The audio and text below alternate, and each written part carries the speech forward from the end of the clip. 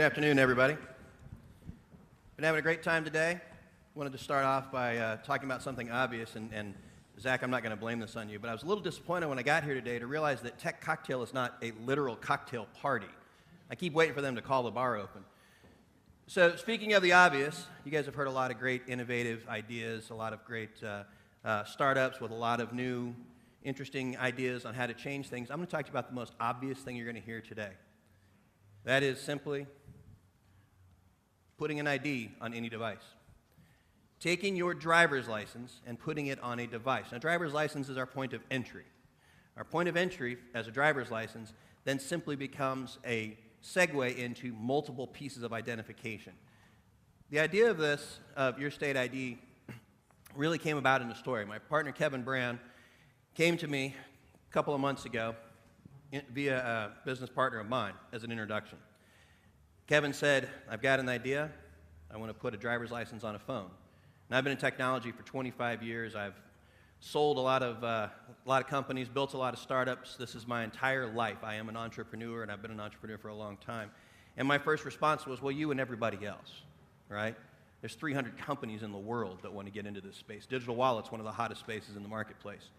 Now, my second response was, I believe it's a solvable problem.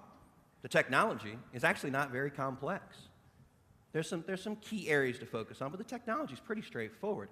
However, what really intrigued me, and the challenge question I said to Kevin was, I said, who do you know? Because this isn't about technology. This is about politics. This is about privacy. This is about protecting your information. Your state ID is built on a very simple premise. 3 components. When we recognize those 3 components, the first thing I did was I called my best friend in the whole world, Scott Allen, and I said, Scott, I need you to come join this company. And the reason I need you to come join this company is Scott has been one of the lead developers at Sprint for the last 12 years. He's developed Sprint mobile applications in about every possible avenue you can think of, including Sprint television, Sprint mobile payments. And I said, Scott, I need this to be convenient. Scott is a UEX, a user experience expert. Convenient in a sense that how do we make sure that this application does not spawn abandonment? Let's make it convenient. Scott took ownership over that. Next thing I said is this needs to be collective, and by collective, it needs to be a partnership. Your state ID is a white label provider to the states. We have no interest in standing on stages like this and telling the whole world that we're the next great thing. We're very interested in standing behind states and helping them realize what is the inevitable conclusion of the digital evolution. The last thing is citizenship. So I spent a lot of time on stages like this with crowds in a different state of mind during my 20s. Played in punk rock bands. Grew up in the protest movement. You can tell by my selection of graphics over here that I'm an old school punk rock kid. Citizenship is something that's very important to me. When I first put my hands on a keyboard as a technologist, the first time I encountered technology in a real way that meant something to me, I did not think about making millions of dollars. I thought about making a difference. That's what your state ID is to me. This is a chance to make a difference, for us to define what privacy is and what digital citizenship should become, not what it is today, not the policies that were force-fed from major technology vendors, no offense to anyone in the room, but take some responsibility and some ownership over this. Big data is exciting. Don't sell my information. When we sat down with the state, first place we went, through Kevin's introductions, was Pat George, who was the Secretary of Commerce for the state of Kansas. Pat heard this idea. He said, I'm going to send you over to the Secretary of Revenue. Secretary of Revenue said, we're going to bring in the CIO. We're going to bring in the head of the DMV. State of Kansas, we'll be launching our beta test for the first digital identification in January in the state of Kansas. We have 17 other states that we're already in conversations with. We built this company in July, and we expect this company to be putting digital identifications on devices in reality by the end of next year. Now, I want to caution you, don't throw away your paper ID quite yet. There's probably going to be a 3 to 5 year adoption process for this to happen. You guys are going to have a lot of questions for me, a lot of hard questions. I'm ready to answer those. But the question I'm really focused on is for everyone in this room. How interesting is this to you? If this is something that you want to become involved with, we have a petition on our website. So as I said, we have 17 states that we're pre-paving our way into. We're building those states based on a revenue model, which my partner Kevin will have a chance to talk about if you have questions about that. However, what I'm really, really intrigued in is understanding, does this mean something to you? And I say that because this is an open dialogue. I may have some ideas, but I don't necessarily have all the answers. Your state ID, please visit our presentation, our petition.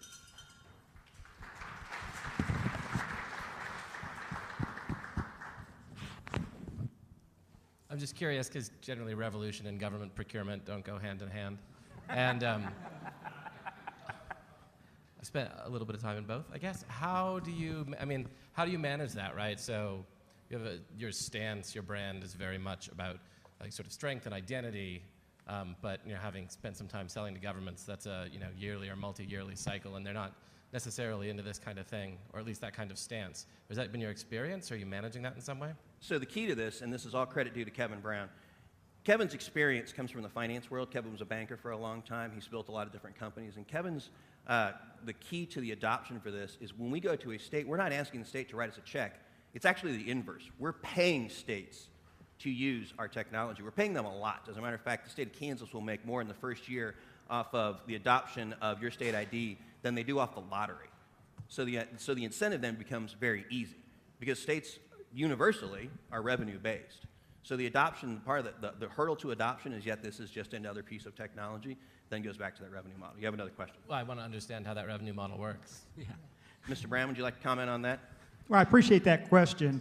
The revenue model is built off of the citizens of the state wanting the digital ID, so they renew their driver's license, and at the renewal point, they choose to have their digital ID as well as their paper ID at the beginning, and eventually only having the digital ID. And we found from our interactions with the state that that's where they know it's going, and that's where they want it to go. Does that answer your question? So you're saying the government thinks they can make more money by paying you to incorporate this, so the users pay them more? Okay, so He says yes, you say no. No, maybe I misunderstood your question. The government makes more money because they eliminate the expense of going through the process of generating a paper ID, as well as the advantages that the states will see with legislation that's being driven from the federal level. I don't want to get mired down in the details of what's coming together that's helping propel us through state agencies at a phenomenal rate. We started this July 31st, and we already have traction within our first state that's phenomenal. We thought it would take longer, I guess is what I'm saying. add on that a little bit. The state is not paying us for the privilege. The state's a business partner with us. So we're doing basically a JV agreement with every single state that we go into. That JV agreement then helps them define, because every state has different levels of nexus. For example, the state of Arizona, I think you renew your ID every 45 years or something ridiculous like that. Kansas, it's every 6. So we have to work through all that. Okay, so what's the specific? Who pays who and how much? Okay, so again, there's always a renewal fee for your driver's license, a registration fee.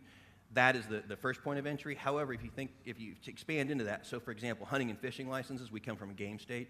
That's every single year. You have to get a new fishing license, you have to get a new hunting license. So there's multiple levels of operation. So you pay them first and hope that then you get the money from signing up. I'm getting confused, or I'm an idiot. Here, let me make it simple. When I go to the DMV, I'm currently paying to get a paper ID. Under our business model, I'll pay for the paper ID, and as a portion of that fee, I'll also get a digital ID, and we'll phase the paper IDs out.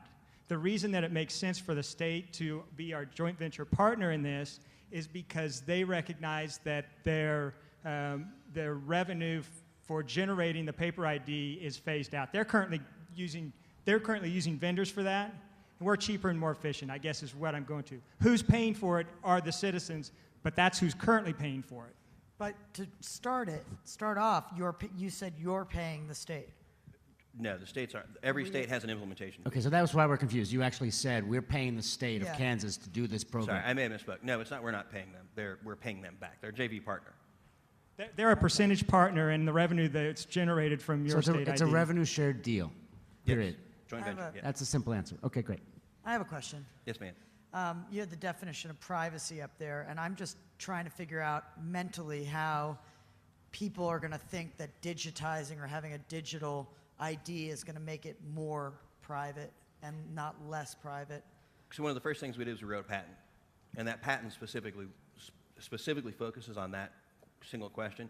I was lucky enough, I helped build an e-commerce company and worked on the conversion from the CISSP standard to the PCI standard, and that conversation was part of that. We should talk about the triple DES encryption and that kind of microburst kind of an idea. So taking those same old school principles of information distribution and putting that into a, in the patent sense, we're putting it into a anonymized, so it's self-selected information. So for example, when you enroll in your ID, you're going to have 3 factors of identification, or 3 factors of authorization. Each one of those are self-selected. So it goes back to the old hacker mentality. If you build the machine, they know the machine. The best thing we can do to protect privacy is to make the machine so incredibly complex that it's not worth it to try to attack from that angle. What are the 3 levels of authorization? 3 levels of Thank you, Oliver. We'll ask you at the bar. Yeah, we'll see you at the bar. Thank you. Good? Is that it?